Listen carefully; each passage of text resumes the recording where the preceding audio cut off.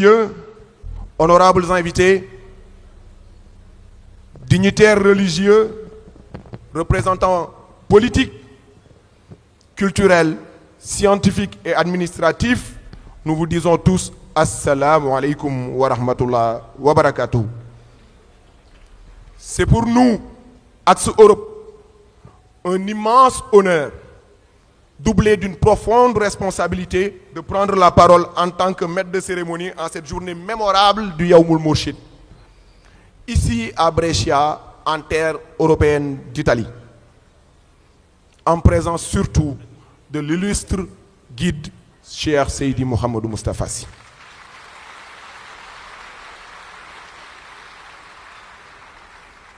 Nous l'accueillons avec respect, avec vénération, avec tout l'amour qu'il mérite. Aujourd'hui n'est pas une simple rencontre, mais un rendez-vous spirituel et civilisationnel. C'est un carrefour des savoirs, des cultures et des valeurs humaines et divines. C'est un moment d'élévation, de réflexion et d'unité. Aujourd'hui, c'est un jour sacré. C'est une occasion de revivifier les enseignements de l'islam, approfondir la pensée du Mourchid et donner sens à notre engagement collectif derrière Serigne Moustapha Sy pour un monde plus juste, plus éclairé et plus solidaire. Nous tenons à saluer avec gratitude la présence de toutes les délégations.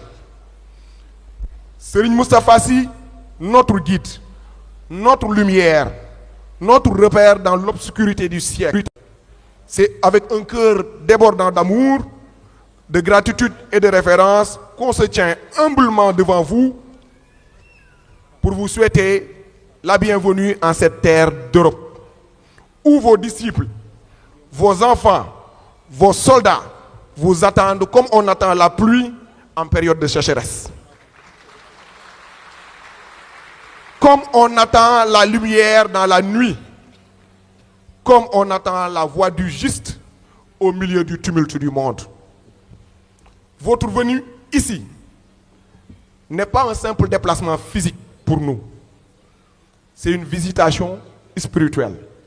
C'est la descente d'un souffle de baraka dans une terre qui en avait besoin. C'est le prolongement vivant de la mission de Cheikh al-Islam Seydi El Hadji Malick Sy.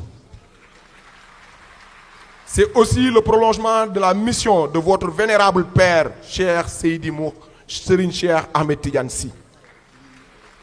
Serigne Moustapha Sy, vous êtes la voix des éveillés. Vous êtes le guide des Moustarchidines.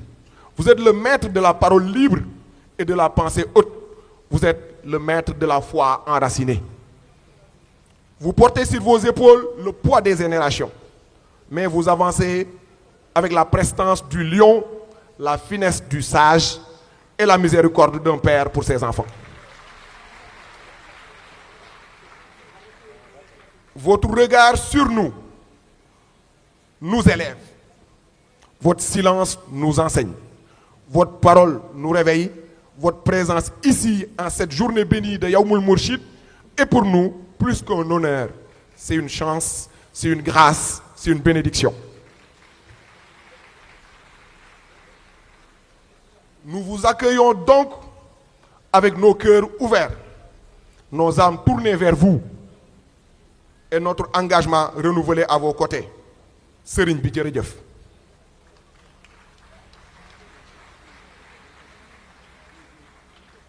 Mesdames et messieurs, honorables invités, chers dignitaires religieux, représentants politiques, culturels, scientifiques et administratifs, Assalamu alaikum wa rahmatullah wa barakatuh.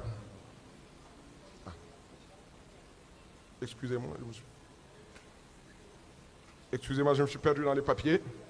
Donc, nous voulons, à la tête du cortège qui accompagne Serigne Moustapha Sy, nous voulons saluer en premier notre capitaine, Mame Cheikh Ahmed Tidiane Sy, capitaine.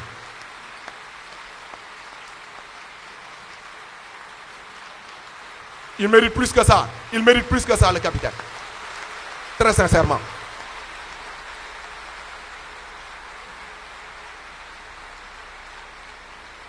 Le capitaine, notre capitaine, c'est le pilier vigilant. C'est la sentinelle discrète, mais toujours présente. Mame Cheikh, vous êtes le rempart silencieux derrière notre Mourchid. Vous êtes un homme d'ordre, de fermeté et de loyauté sans faille. Votre présence ici avec nous nous impose le respect. Votre engagement nous inspire.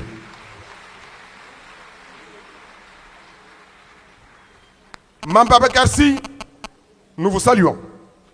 Vous incarnez la dignité tranquille.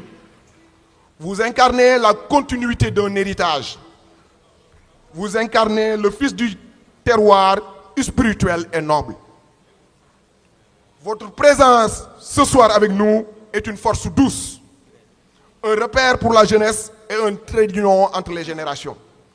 Qu'Allah vous préserve, vous élève et fasse fructifier votre chemin dans l'ombre d'Al-Mourchid.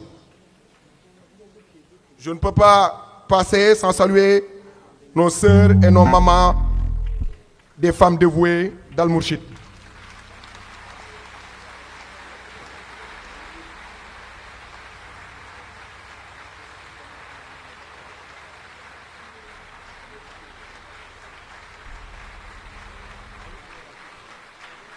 Des femmes de foi, des femmes de courage, des femmes de détermination. Elles sont, ces femmes dévouées, les cœurs battantes et les bras actifs de cette noble cause. Toujours présentes, toujours prêtes, toujours debout. Et parmi nous, nous saluons particulièrement notre Yaï, la mère, le socle, la gardienne, femme d'engagement, silencieux et de patience lumineuse.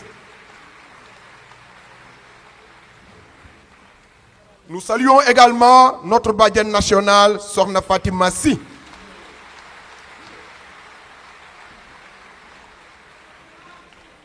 Elle est le symbole d'une féminité éclairée, alliant intelligence, piété et sens du devoir avec une rare élégance.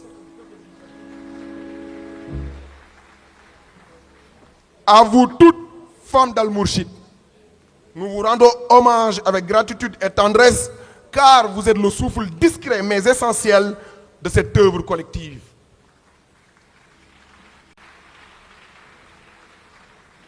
Nous saluons Mame Cheikh Sarr.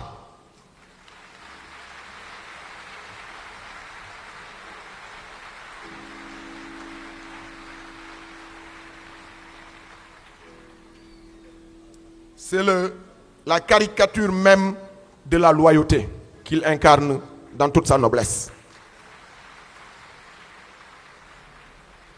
Nous saluons toute la délégation venue du Sénégal accompagner notre guide vénéré, notre illustre Serigne Moustapha Sy.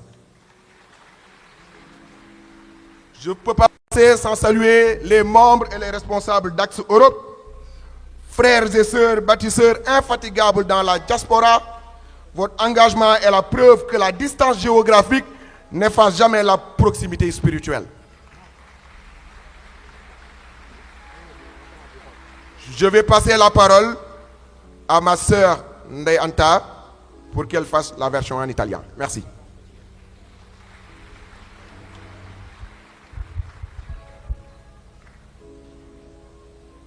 Assalamu alaikum.